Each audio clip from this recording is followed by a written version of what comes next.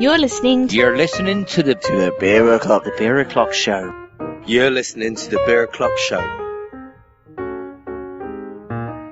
It's Beer O'Clock and this is the Beer O'Clock Show. Thanks for joining us for another show as we begin the inevitable slide towards Christmas. My name is Mark, and joining me, jingle bells ho, is my beer buddy Steve. Hello, Steve. Hi Mark, how you doing? I'm doing alright, mate. How are you? I'm very well, thank you. Very good. Also joining us, the man behind what we consider to be the original beer advent calendar, a marketing trick every bloody online beer shop seems hell-bent on cashing in on. It's Ben McCormick. Hello, Ben. Hello, how you doing? I'm doing all right, mate. How are you? Yeah, not too bad, thanks. Very good. Tonight's beer is from the Wild Beer range. It is Sourdough, a 3.6% Berliner Weiss, fermented with sourdough yeast, but we'll get to that in a little bit. First of all, Stevie, what have you been drinking lately, buddy? It's been quite the beery week, just for a change. I find myself saying that every week. A couple of standouts though. Interesting little story, this one. My neighbour is a delivery driver. He was delivering to a brewery in Kent last week. Happened to mention that he knows somebody that did a podcast, and then came knocking on my door with a bag of beer from said brewery for us to try. So I tried it over the weekend. There was a couple of beers from Time and Tide Brewery in Kent. And I'll tell you what, mate, I was absolutely blown away by them. One of them was something like 3.5% pale ale in a can. And the other one was like 5.5% American pale ale in a bottle. And both of them were as citrusy and as fruity and as juicy as anything. I was completely blown away by these beers. So I've got a couple for you as well to have a go. Oh, lovely. But I did just want to make mention, one to my neighbour, who I know never listens to the show, but thanks, Colin, for picking the beers up. And two for the guys at Time and Tide Brewery for giving us those beers to try. So I did enjoy those. And then last week I was lucky enough to get invited to Hot Burns and Black for their first birthday party, which I decided for some reason to drink exclusively double IPAs. Of course you did. In the run up to, during, and I think possibly on the bus and train home as well. It's fair to say I was in quite the state the morning after. Did they just give you a growler of it with a straw? No, I just kept pulling them off the shelves, mate. As it's becoming kind of tradition now, I met Pete McCary in Brewdog at Shoreditch because being a card holder now, they were giving away Born to Die to Equity Punks. Oh, yeah. Because it died last week. So we had a couple of bottles of that before we headed down, and then I hit Hot Burns and Black, and they still had some of the Cloudwater Dipper. They still had some Wyoming Sheep Ranch from Buxton, and they had some of Buxton's Double Axe as well. And literally, mate, it was like one after the other. So probably less said about that, the better. What about yourself? What have you been tucking into this week? Oh, nothing except for a can of Cannonball, which was primarily a sleep tonic for myself, and it worked very, very well. I don't think I had anything else. Oh, I had another can of Revelation from Darkstar, which I had straight out the can. So gorgeous, straight out the can as well. I had the Cannonball straight out the can as well. It's a great little way of drinking beer. It's Who'd have thought the Tramps would have been decades ahead of the craft beer scene. Absolutely. What about you, Ben? Have you had anything of interest in the last week or so, buddy? It's been a bit shameful, really. I think Thursday night was the best. I had a couple of pints of Conqueror from Windsor and Eton. That was in a place called the Barley Mow in London's W1. Probably about the best pub in the area, actually. Really, really nice. I was quite surprised by that. And I had a couple more beers up at the Earl of Essex, but by that point I was forgetting what they were. They were very nice, but you asked me to name one and I would struggle. I think there was a Buxton that was quite a strong one, maybe their double IPA, the name of which escapes me now. That'll be the double axe that I was on. Probably. That was it. Yeah, that was the one. Very nice indeed, actually. Yeah, it didn't really taste like a double, to be honest. I was surprised about that. But and then the night got progressively worse from then. Other than that, this weekend, not really that much. I did have a bottle of Punk IPA when I was out on Saturday night, and a bottle of Sierra Nevada Pale in a pub that really didn't sell a great deal more exciting than that. Two and I'm absolute sure. classics there, mate. Well, they are classics, exactly, Yeah. but it does seem to be the case that you can get those kind of sort of classic beers in quite a lot of pubs these days. Certainly 5 years ago, you wouldn't have seen anywhere near it. But yeah, that was a bit of a surprise because it's a recently done up pub that used to be an absolute dive. So that was nice to see them putting out something at least drinkable anyway. But then yesterday, I'm ashamed to say, I tucked into a couple of pints of Guinness, which I haven't done for ages. And I was surprised because I actually quite liked it. But I'm looking forward to a decent one from Wild Beer tonight. I think I don't know if I've had this particular one, but I am a fan of theirs, so looking forward to that, I think. Very good. The last time I had Guinness was in Singapore, where it cost me 10 quid for a pint, and I made sure I enjoyed that one. Believe me. I can imagine. Yeah, this was a little bit more reasonable in New Cross and Singapore, but there we go. Right, before we get into the beer, Ben, let's have a little chat about your advent calendar. Okay. Steve, did you have any prepared questions? Otherwise, I'm just going to ask him what they're all about. No, do you want me? I can take it if you want me to. No, that's fine. Ben, tell us all about Yes. your advent calendar, mate. How did you get started with that? It's an interesting one. I see. It was about 10 years ago, and I'd been to Morrison's, who used to have a fairly good real ale selection, and I think they had an offer on of I think 4 500ml bottles for $5. Yeah. So I thought of, I'd get as many different ones as I possibly could in time for Christmas. But obviously this was sort of towards the end of November when they had the offer on. And I gathered them all together and I thought, why don't I drink a different one a day? And I did so. And I was just posting on an internet forum at the time. And I just thought I'd share the taste with people. And it seemed to go down quite well. I had a bit of a thing quite a few years ago of not really going down the same route of describing beers as most other people. So instead of sort of saying it's got sort of citrusy flavors and notes of grapefruit and that kind of thing, I described a sensation on my tongue. So I think one of the first descriptions I came out with was the bitterness thrashed around your tongue like an injured rabbit under a ground sheet, which I found a bit more interesting than the sort of standard descriptions that you got. And the people who were on that forum found that interesting as well. So a couple of years after doing it on a forum, I decided to start up a blog. I think I'm just trying to remember the first one now. I think it was 2008 was the first time I actually went online on the blog, and it became a bit more sort of lengthy, as you'd imagine.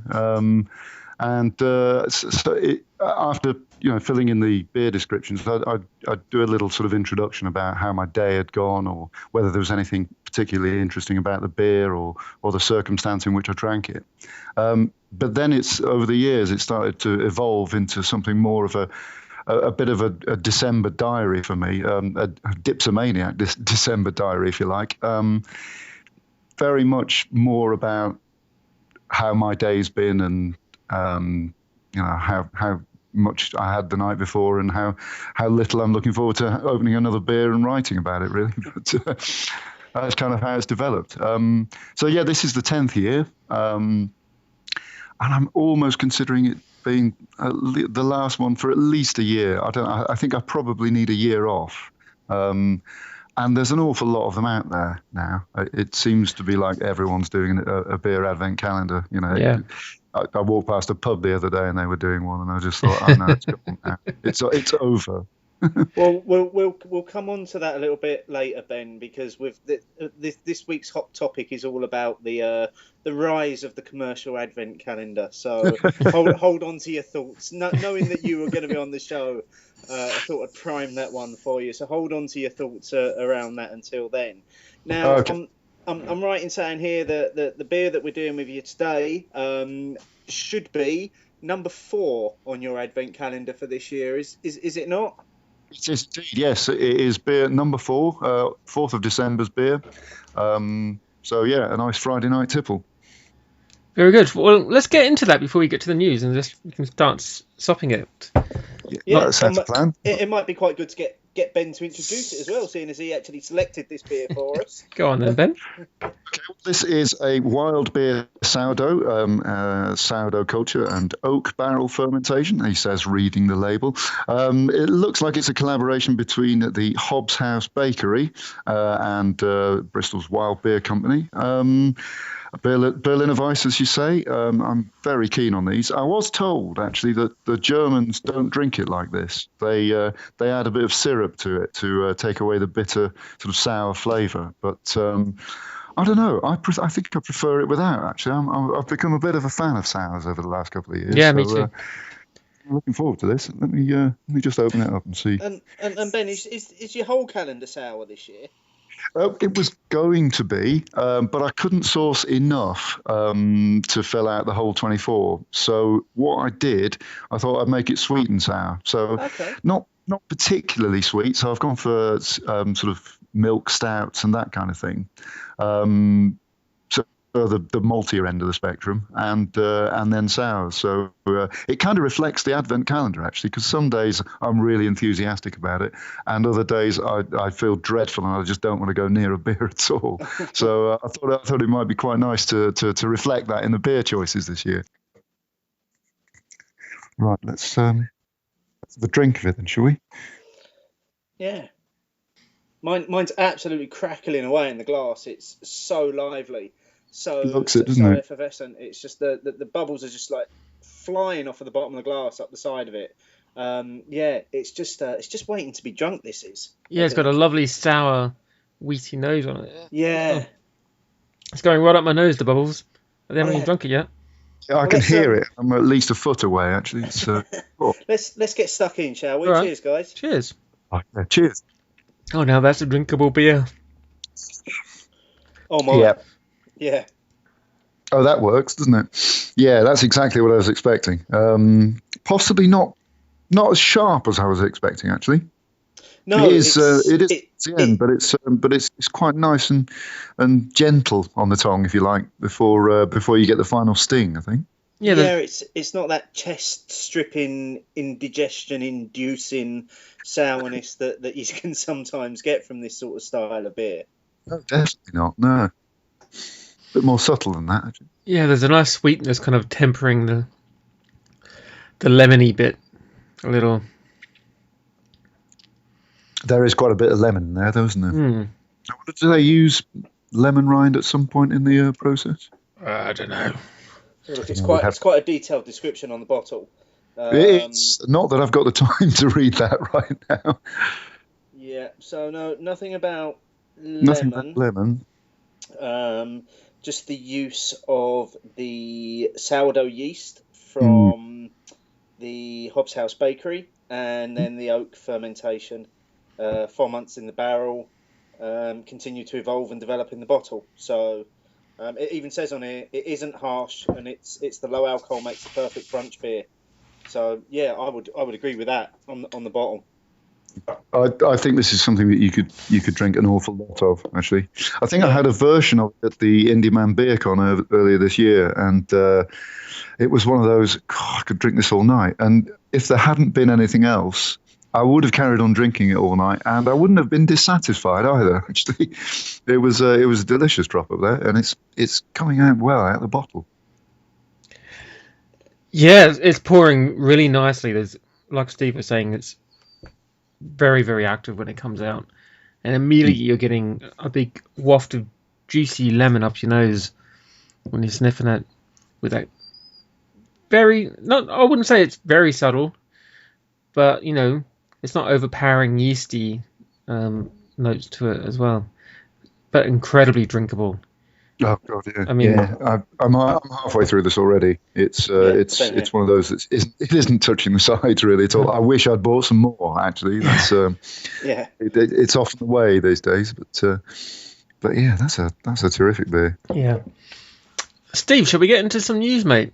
Yeah, why not? All right, here's your pips. Beep beep beep beep beep beep beep beep beep beep beep beep. Okay, so the Birmingham Beer Bash is back next year from the 21st to the 23rd of July. And it also comes now at the conclusion of the brand new Birmingham Beer Week as well. So we're seeing more of these weeks appearing. There's obviously the London Beer Week, Manchester Beer Week, which we announced recently, others that I know of, Sheffield, Bristol, and now Birmingham also doing beer weeks. So the availability of great beer all over the UK just continues to increase. Next up, the Craft Beer Clan. This is a new coming together of a number of breweries and distilleries from Scotland who are looking to promote Scottish craft beer and spirits to drinkers in other countries. So it's currently made up of 24 breweries. Some of those that are involved that you might know include Black Wolf, Caledonian, Fine, Stewart, Williams Brothers. More information about the Craft Beer Clan can be found at craftbeerclanscotland.com. New beer news. Camden Town Brewery have released this year's version of their kind of annual beer release, which is called, imaginatively titled, Beer 2015. It's a barrel-aged lager that's now available to purchase and enjoy. More new beer news. Magic Rock have made a triple coffee porter with Darkwoods coffee called Common Grounds. I'm desperate to try this because it sounds like an amazing beer.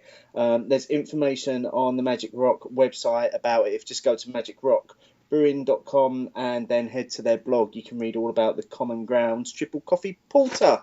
And that's it for this week, mate. Short and sharp on the news. So as we work through this beer, I mean, this is going to be a short show because this beer is quaffable, as they say. It's not lasting very long, is it? We still have a giveaway going on, do we, Steve, or do we have results for it? It's finished now, so I can reveal the results tonight. We're just going to fire up the random number generator. So for those that question whether we do actually use this or not, if you want to head online to andrew.hedges.name, you'll see the random number generator that we use. You can put in any number between 1 and whatever, hit select, and it'll give you the button. It'll give you the number. So we had 16 people enter the Beery Revelations giveaway.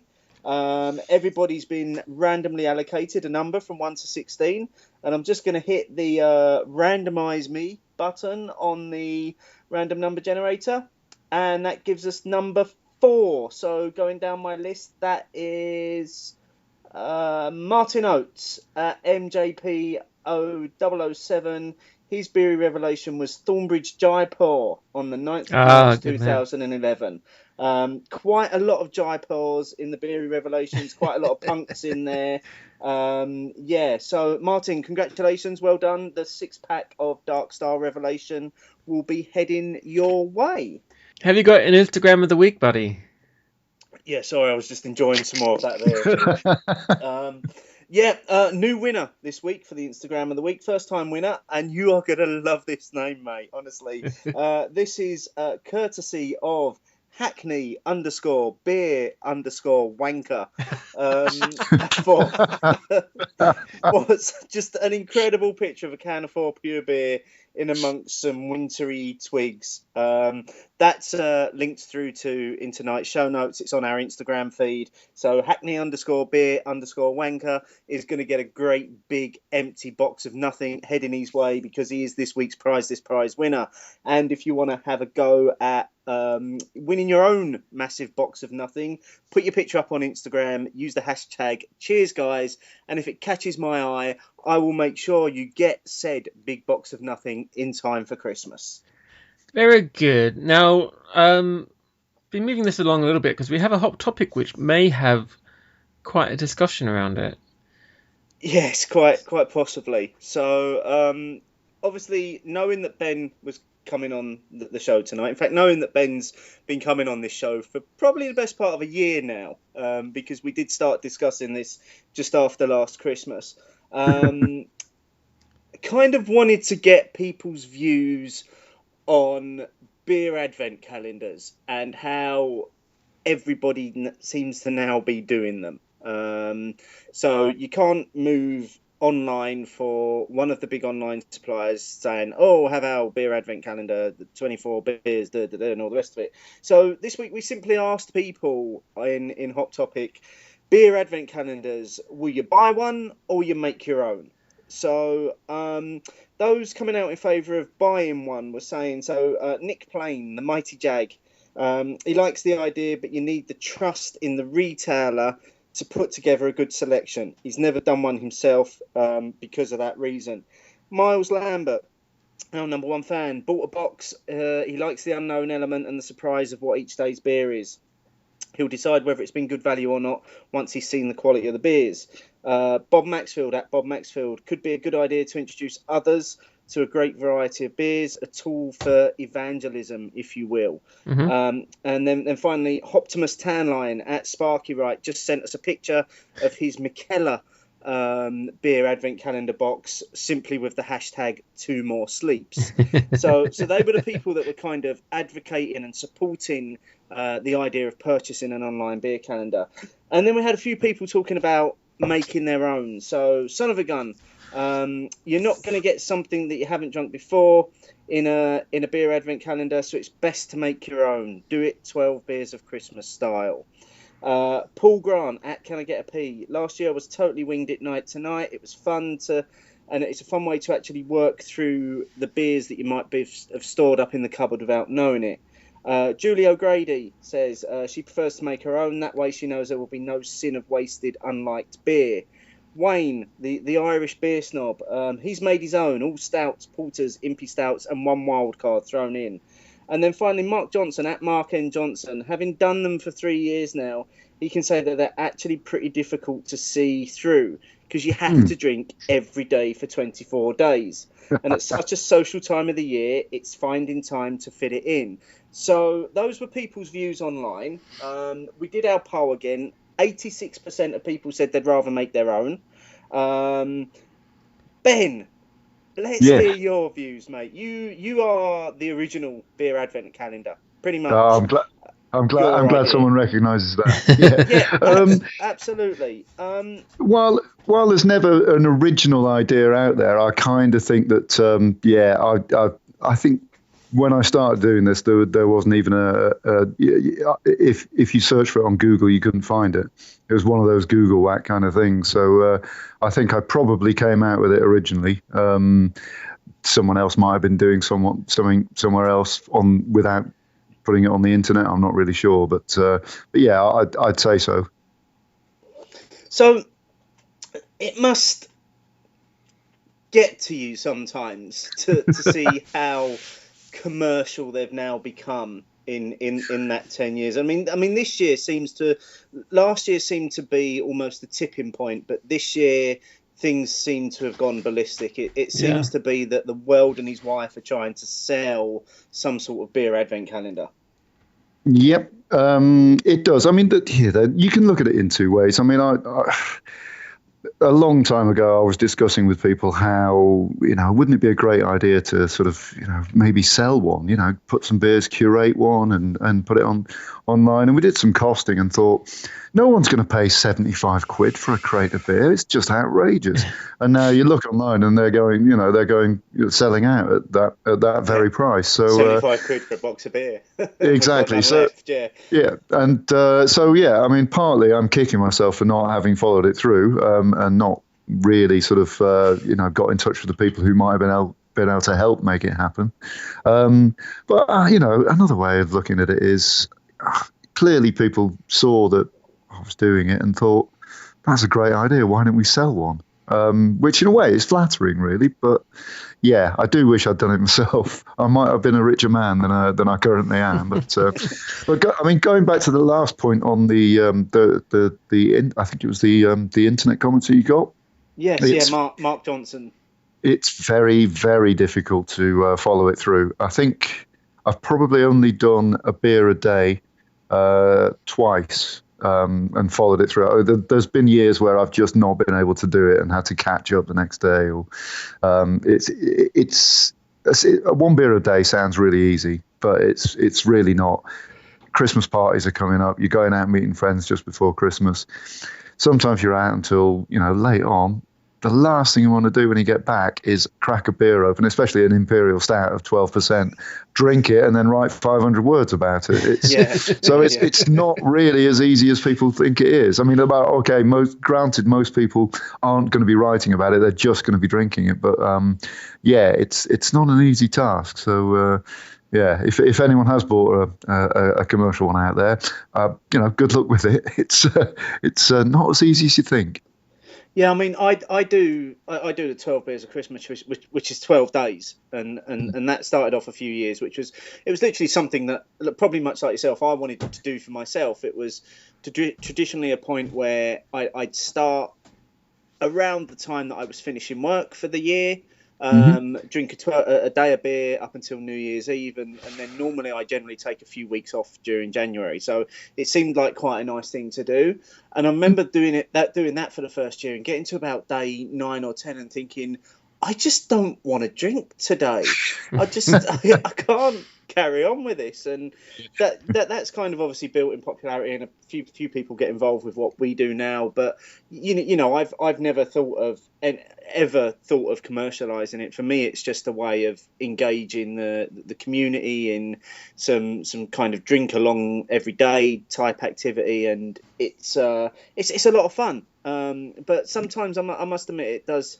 I've looked this year and I've thought, no, it's too much. It's gone too far. It's got too commercialized, and I do wonder whether some of these boxes that people have bought, they're going to open up their box on like Christmas Eve, and there's going to be like a bottle of Hobgoblin in there or something. And can you imagine the devastation on that person's face when that happens?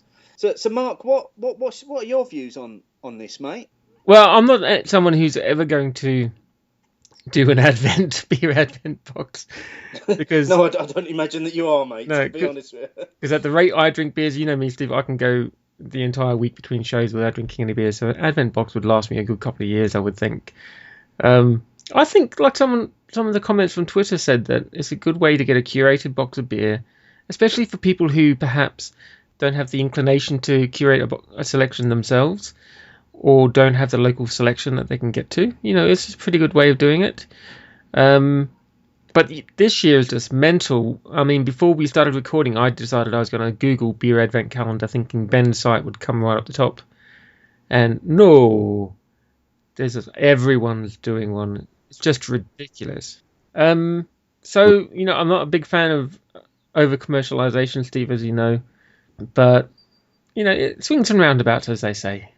Yeah, I can see some people's points where like say if you're new to it, if this 3 years ago, it would have been a great introduction to me to beers. Buy a box from a trusted retailer and hope that you're going to get 24 different beers that you've not had before. And a very good chance of not having had those before.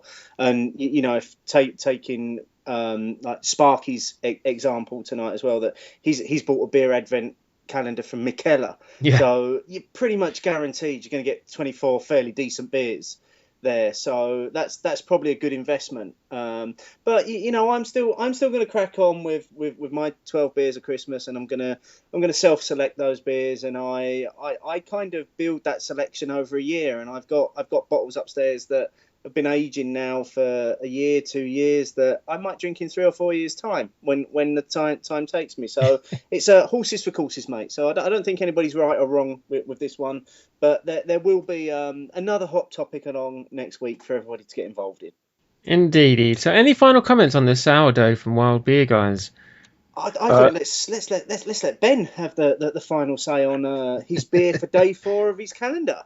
Well, final say on it's an absolute belter, isn't it? It didn't last me very long. I've got maybe one slug of it left, and that's probably only 25 minutes after we cracked it. I really want another one as well, which is disappointing. I might have to head over to Hot Burns and Black tomorrow and score a few more, because it's a great beer, and it's one that, as you were saying, it's a real proper slugger, if you like, a really good session beer. I think I could have several of these in one sitting and not really blink. And at 3.6%, you're not going to feel too drunk afterwards either. No, I may have done mine in about 5 minutes. I may have been at around that sort of time mark as well. You mean I was taking my time and savouring it, was I? Yeah, no, we both just hammered it, and I actually think that this is the lowest ABV beer that we've ever done on the show as well. I don't think we've gone this low before. We did do the Colonel's London Sour once, which was down this sort of territory. But this, no, for me, yeah, just a stunning beer, just like lemony, really refreshing, really tasty. Every sip just made you want to go back in for another. Incredible beer, and really glad to have been able to have enjoyed it with you, Ben. Yeah, nice one. It's funny you mentioned the Colonel Sour. Actually, there's one of those in the calendar this year as well. So I'll look out for that one and see if it compares well with this one. It's a great beer. They're both great beers. I'm sure you'll enjoy it if you've not had it before. So as we head towards the end, stick around after the tinkly music for an interview that we did, or Steve did rather, with Ali Kappa from Stocks Farm and the British Hop Association. Yeah, if you're interested in the process behind hop farming, what's going on in the hop farming industry, what's happening with British hops in particular, you really want to catch tonight's interview with Ali, because it's really, really insightful, and we're really grateful to Ali for giving up her time to provide us with that interview. Indeedy, and coming up next week, we've got the Irish coming back, the table tripping Irish. Bolt down the tables, move the chairs. Mr. and Mrs. Beer Snob are back in the house. They are joining us again for next week's show to enjoy the one of Mark's favourite styles of beer, a barrel-aged Imperial Stout from Galway Bay, their 200th Taverns, which was released earlier on in the year. I'm very much looking forward to next week's show. Me too. Don't forget you can get your beers from Ales by Mail, beautiful beers, beer merchants and Ebria, who all now offer a 10% discount to Beer O'Clock Show listeners on any beers from their website. So check out all the details on our beer list page. I know someone who's gone there and gotten a discount for some Christmas presents. So why don't you do the same? That's a bloody good idea, isn't it? Our website is beeroclockshow.co.uk. Our Twitter is at Beer O'Clock Show. Instagram is at Beer O'Clock Show. Steve's on Untapped at Beer Show Steve. I'm on Untapped at Beer Show Mark, and I'm on Twitter at Beer Show Mark. Ben, where can people find you, mate? Well, they can find me on Twitter, which is at Beer Advent Cal. Not quite enough characters in the in the allowance for the whole Beer Advent calendar, or online at www.beeradventcalendar.blogspot.com. The original, the one and only. The original one and only. I would have fitted that in the web address if I'd have known that everyone was going to copy it. Well, Ben, it's been an absolute pleasure to have the original, the one and only on the show, and to have joined you as part of your sweet and sour calendar for this year. Oh, it's been absolutely fantastic to be on, mate. I absolutely really enjoyed it, and the beer's been terrific. Thanks very much. Right, until next week, Stevie. It's been the highlight of my week. And mine. Bye-bye. It's Beer O'Clock, and this week we're talking my favourite subject, hops, with Ali Kappa from Stocks Farm and also the British Hop Association. Welcome to the show, Ali. Thank you very much. Ali, you're a hop farmer. What does that entail? Well, I farm in partnership with my husband, and we have 100 acres of hops. It entails a lot of hard work, a lot of planning. It's quite a long-term business. We're always thinking about what will we plant next and how do we get there, where are we going to find the next new variety. And that means planning over a number of years. And of course, we're always, because we're farmers, we're always watching the weather. We're obsessed by the weather. We each have about 3 apps on our phone that tell us exactly what's going on when with the weather. And what sort of role does the weather play in hop growing? How important is it? The weather is very important, and year to year we see that in terms of the crop that we get from around the world. This year has been a fairly average growing year for the UK crop.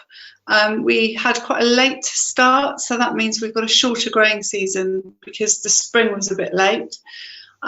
We were worried, it's hard to believe it now, but we were worried about a drought at the end of July, and then it didn't stop raining in August. So we had lower sunshine levels, and that always has an effect. In other parts of the world this year, there's been a lot of really high temperatures and drought. Northwest America, the Yakima Valley, has had very high temperatures and water shortages. And the same on the continent. Continental Europe has had very high temperatures, and they will both see yield reductions as a result. And what will that mean for hops in the UK then? Because obviously we've heard people talk recently about an impending hop shortage. What sort of impact will that have on UK hops? Do you think there'll be an increase in demand? The UK should be okay. We have, as I say, it's going to be an average crop year. It would be great to think that it will increase demand. Yeah, that would be fantastic. Are we all going to be making lots more money? No, we're not, because we're all on contract. All of the hops that we grow are contracted to merchants and brewers.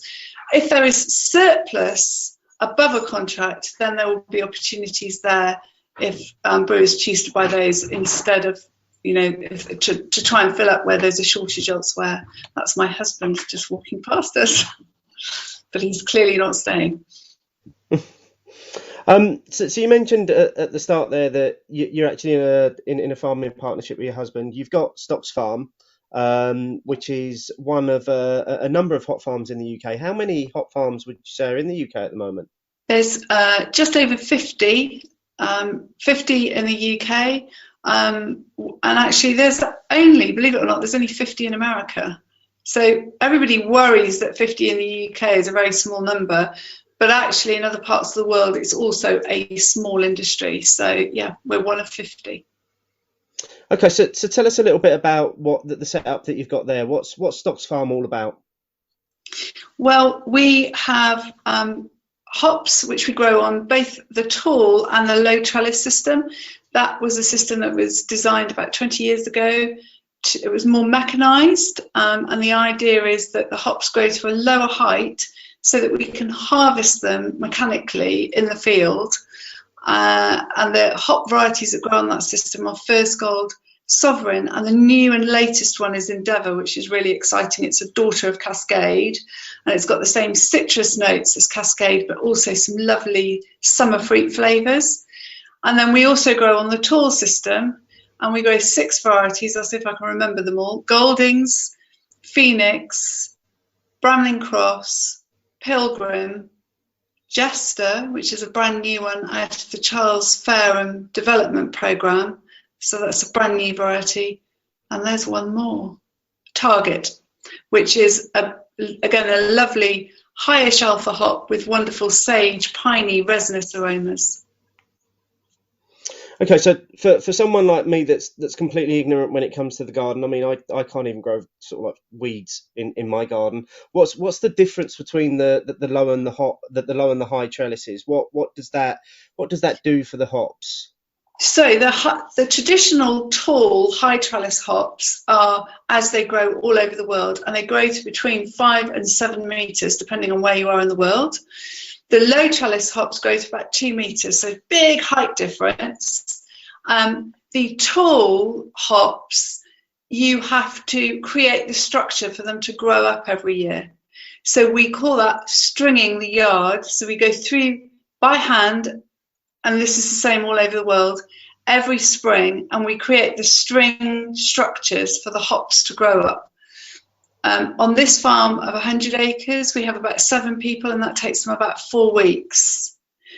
And then we come back through in April on the tall hops, and we have to train the plant to grow up that string.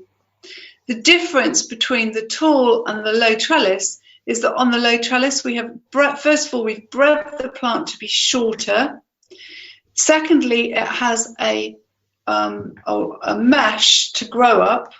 And thirdly, the plant self-trains. So we have a lot less labour in the spring. We don't have to create the structure, we don't have to string, and we don't have to send labour through to train the hops. They train themselves. So it's quite a different undertaking from a grower's point of view. Okay, so you're the only hop farm that sells to homebrewers in the UK. Am I right in saying that? Yeah, as far as I know, we are. Richard and I were out in America a couple of years ago, and we were looking at the statistics on homebrew, and we got to talking to merchants in America about who was supplying homebrewers, and we realised that actually in America and probably here, homebrewers aren't often very well served by the hop industry because they're often the last people to be thought of. Everybody's focus is on the big brewers and the big commercial contracts. So we felt that one small thing we could do on a small scale is provide fresh from farm hops direct to home brewers. So that's what we've been doing quietly for the last year. We only sell our own varieties that we grow here. We don't sell anybody else's, and we pack them fresh on farm and store them properly so that they're really good quality when they reach the home brewer. And I'm sure that's something that the home brewers that we have on every season will be pleased to hear, that they can get the freshest possible hops from right here in the UK as well. So where we are now, we're heading into harvesting season, or maybe we've just headed out of it. Talk us through the process that you have to go through to harvest the hops. Well, the answer to your question is it depends.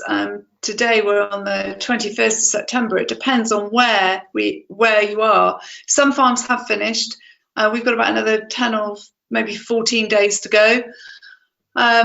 So the harvesting the hop, what happens at this time of year is with the tall traditional plant, we're taking the whole plant out of the hop yard, and we are that comes in a trailer to a big barn, to a static picking machine where the plant is stripped of its leaf and its hop.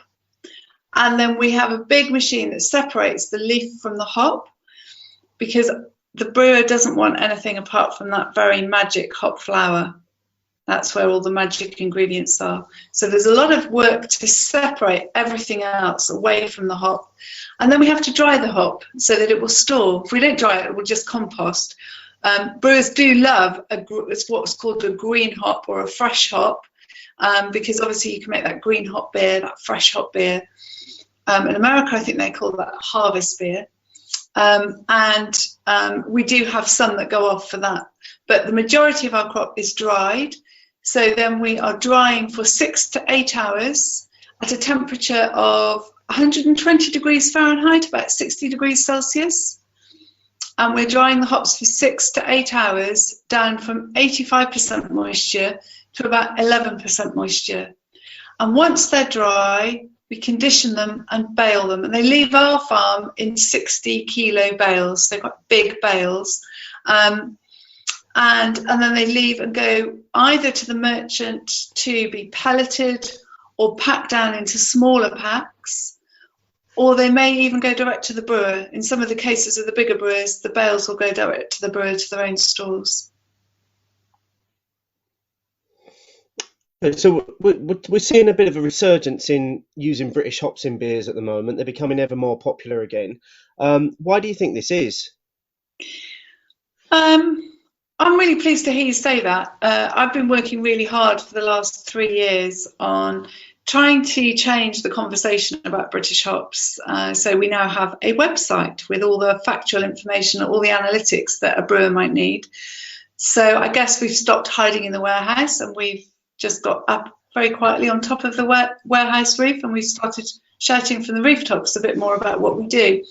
I think we've also identified quite clearly our USP in terms of world hops, and that is that because of our climate, our terroir, we offer the brewer a hop, generally speaking, that has delicate complexity. It'll be no surprise to brewers that have used British hops for years that what we produce are hops that make really lovely drinkable beer that you want to have glass after glass of, and that's to do with our terroir. As with all rules, there are exceptions, and we've got now a handful of really lovely hops that give really high, intense aromas. Those would be hops like Bramley Cross, Jester, Admiral, and Target, and we're also growing Cascade now in the UK. So there are a handful of hops that do that intense flavour note job. But on the whole, it's about delicate complexity. And today there are 28 different varieties on offer in the UK. And I think that innovation in the industry has also got the brewers excited, because that is always something new to try. I guess also we've got a bit prouder about what we do, and you can now, if you want to talk about the provenance in your beer, there is a logo that's downloadable from the British Hops website on the homepage of the British Hops website that allows you to say brewed with or made with British hops. And lots of brewers are now starting to use that. And indeed, lots of retailers. M&S have got behind that in a big way in the last year, and they're putting that onto lots of their bottles, and so too have Tesco. So that, for me, is a really big win, that we're starting to get that level of support. So if a brewer is interested in that logo, they've just got to go to britishhops.org.uk, and it's there on the homepage. And you mentioned there about British Hops and the British Hop Association. You do also represent that association. I do. So do you want to tell our listeners a little bit more about what the association does, what it's aiming to do, what it's there for? It's a trade association for it's something that all the growers belong to. And without getting into the technicalities, the most important thing we do as a group of growers is to fund a hop breeding program. We're always looking for the next new variety. That's an expensive undertaking. Plant breeding is not cheap, and it's also very long term. So every grower pays a levy into the British Hop Association, and that levy is used to fund the breeding program. And it's also used to fund some political lobbying work that we do, and publicity. So that's what the British Hop Association is all about. And every grower, in effect, is a member and a funder of the British Hop Association. And we try to represent what we do on the British Hops website. Okay, and is that the same website that you mentioned earlier, in terms of where people can go to find out more information about different hop varieties and all the technicalities? Yes, there is a tab on the britishhops.org.uk website about varieties, and if you click on that, you can look at each individual variety in more detail. It gives the brewers everything they need to know. Okay, and we couldn't have a guest on the show without, especially someone who grows hops, without asking about beer. What's your favourite styles of beer, Ali? What are the sorts of beers that you look for? I'm actually not. It depends on my mood. In terms of style, if I'm in the right frame of mind, I love a pale ale, a drinkable, sessionable pale ale. I love some of the red ales and autumn ales that we see coming through. When I'm in America, it's hard to stay away from the IPAs. I love trying the IPAs out there.